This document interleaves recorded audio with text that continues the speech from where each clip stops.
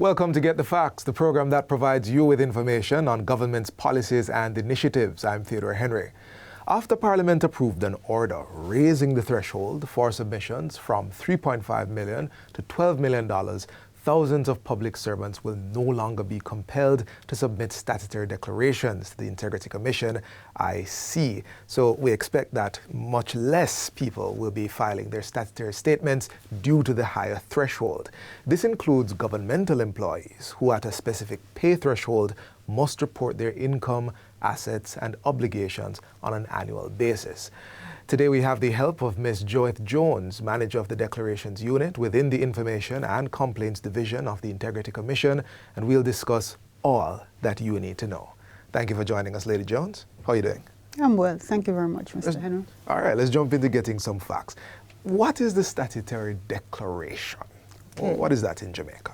So a statutory declaration is a statement of assets, liabilities, and income that is required by certain public officials pursuant to the Integrity Commission Act 2017. Not all public officials are required to file, and they must file the statement on a prescribed form. The prescribed form is also pursuant to the Integrity Commission Act 2017, and this is outlined in the third schedule of the Act. Now, interestingly, the form has changed as well. So we have a new statutory declaration form. Right. It can be downloaded from the Integrity Commission website, and I encourage declarants this year to ensure that you have the correct form. You go to the website, download the form, and use the form that is on our website.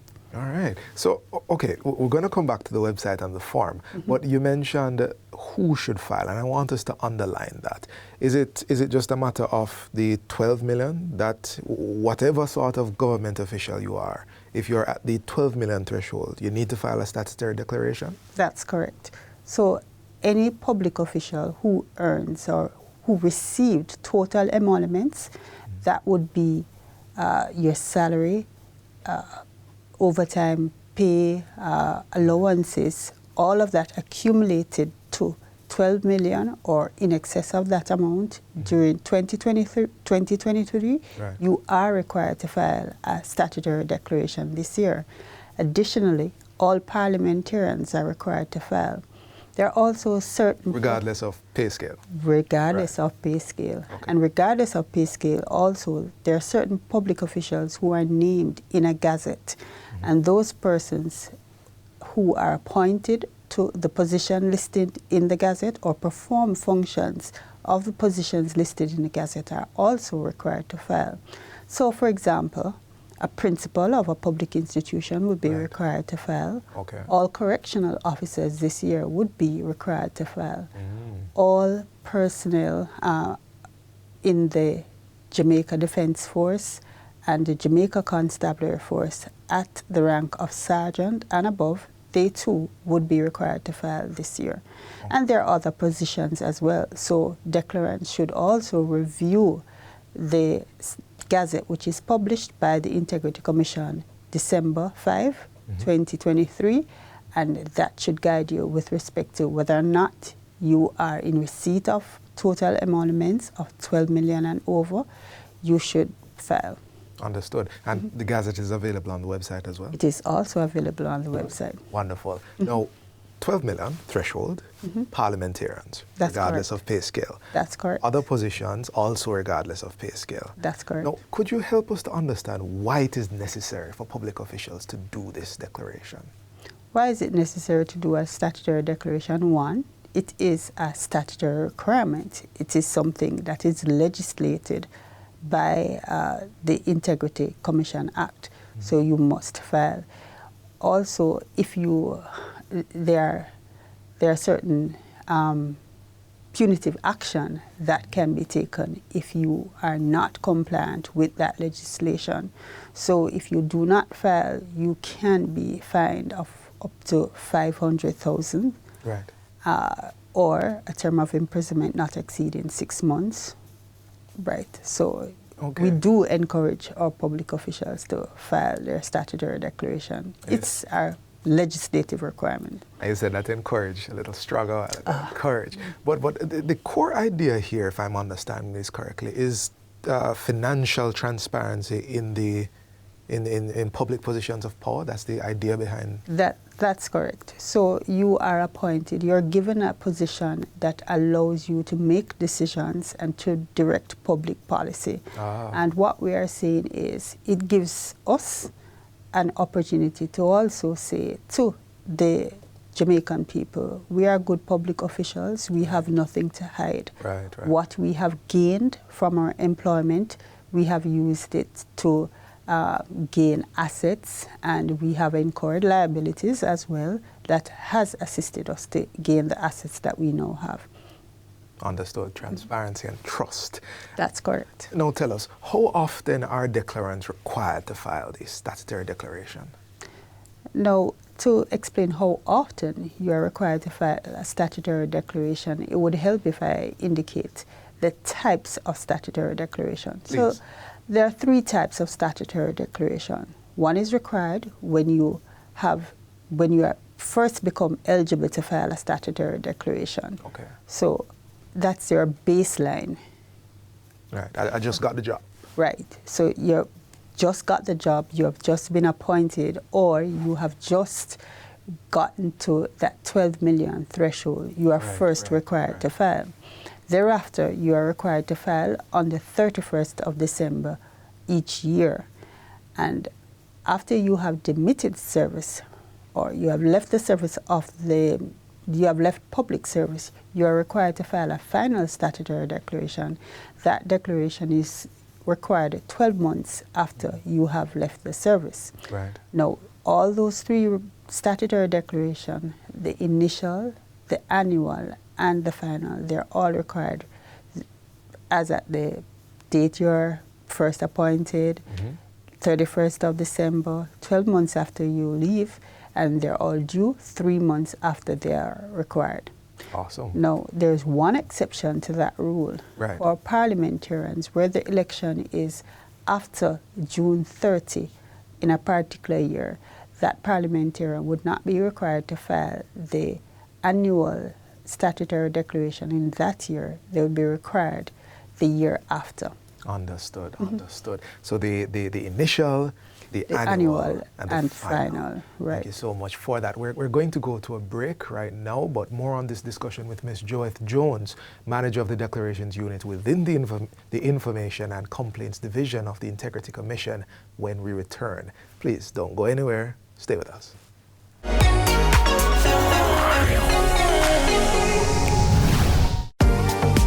Public passenger vehicle operators and commercial carriers, renew your road license online. It's as easy as 1-2 click. Visit the Transport Authority website at www.ta.org.jm. Choose your license type and click Apply Now. Sign in or create an account with your email address and complete the application process, uploading all relevant documents. Make payment using a debit or credit card. Once your application is approved, the Transport Authority will email you to collect your sticker. Pick up your sticker in office or utilize our courier service. Once the sticker is collected, your digital road license will be emailed to you. For more information, call the Transport Authority toll-free at 888-991-5687.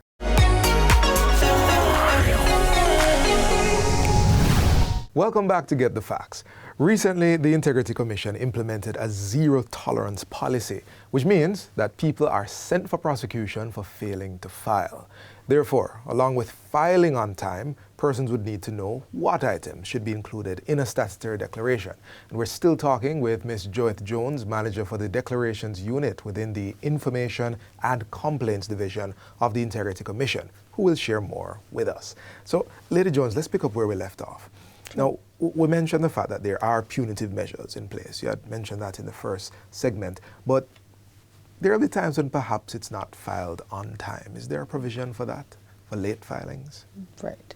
Well, if you do have statutory declarations outstanding, we usually encourage declarants to examine their eligibility from 2018 to current and ensure that you file those outstanding declarations first. So from 2018, 2019, and coming straight up to 2023, if you are required or were required to file, you should file those statutory declarations. The Integrity Commission does refer declarants who are outstanding for failure to file, and those fines are quite a bit. Right. So if you are given a notice and you're required to file a statutory declaration within 30 days, you do not obey that notice, you can be referred for prosecution, and you may be fined that $500,000 for failure to file,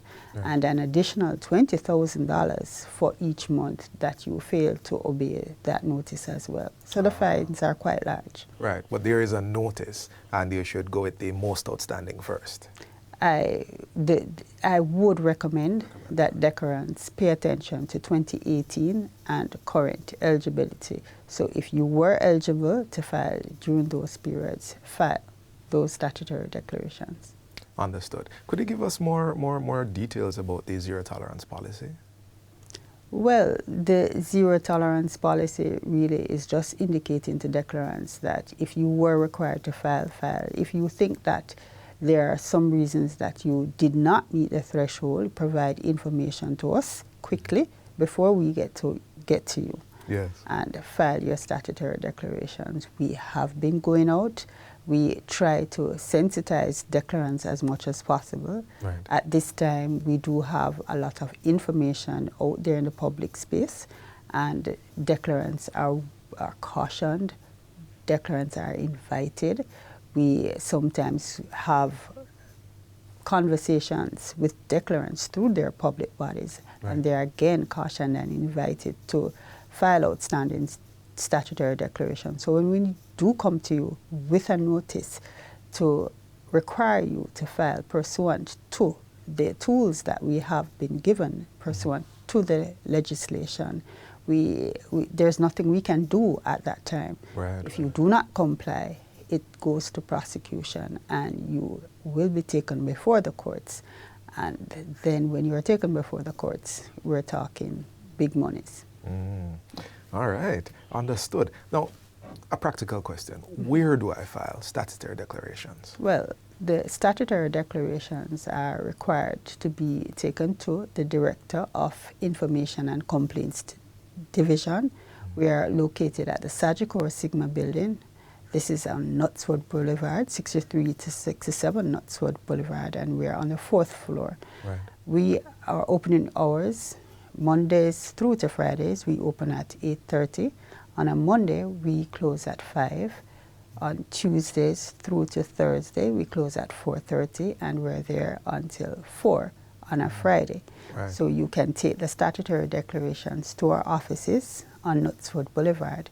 Outside of that, during the statutory declaration collection period, which runs from January to March each year, we invite declarants to submit within their organization.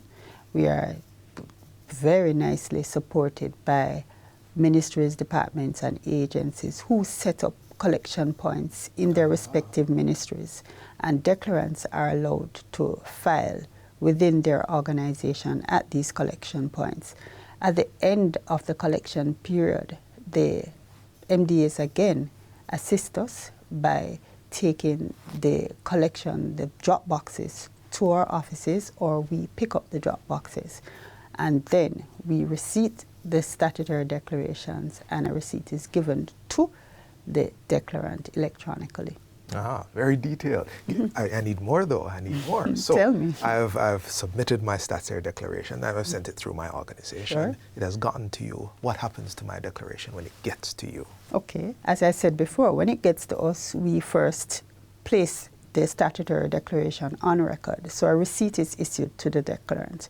After the receipt is issued, we get into the process of examination, where the submission that is received is reviewed by the office. Right. Once it is that we review the statutory declaration, and the director, in his opinion, is satisfied that the declaration, the information that is provided in the declaration, is accurate and complete, Yes.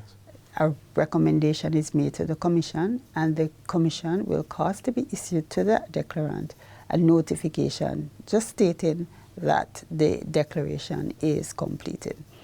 If it is, however, that the director is of the view that further information is required with respect to the submission, the director will ask for that information of the declarant in writing, and the declarant is required to provide that information as well.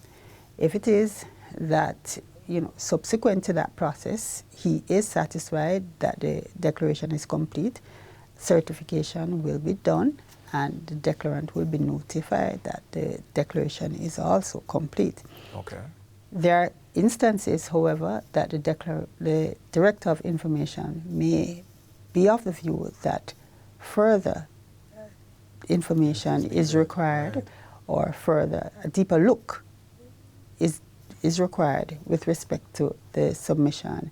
And if this is so, the Director of Information and Complaints will also make a recommendation to the Commission, who will cause the submission to further actions to be taken with respect to the submission. Understood. And we can call that entire process examination. That's correct. And I can expect that I will get my receipt, my notices, either yay or nay, or we need more, from the Integrity Commission. That's correct. All right, Lady Jones, we're in the final seconds of this interview, but officials and public workers who need to file statutory declarations are watching this program right now. What's your final word to them? File your statutory declarations on time. Yes. Right. And ensure that when you file the statutory declarations, they're done, and they're done completely. So ensure that you attach all the relevant statements that are required to the statutory declaration. Do not attach ATM slips. ATM slips are not used at all. Right. So your statement from your bank account, from your bank, your online bank account is very adequate. So you can download those, extract the balances as at December 31st, 2023, and append those to the statutory declaration submission. File and file on time, file accurately and completely the first time, and we will assist. That will assist the process. That's the word, file and file on time. This has been Get the Facts. Our guest was Ms. Joeth Jones, Manager of the Declarations Unit within the Information and Complaints Division of the Integrity Commission. Thank you for watching, and until next time, I'm Theodore Henry. Take good care.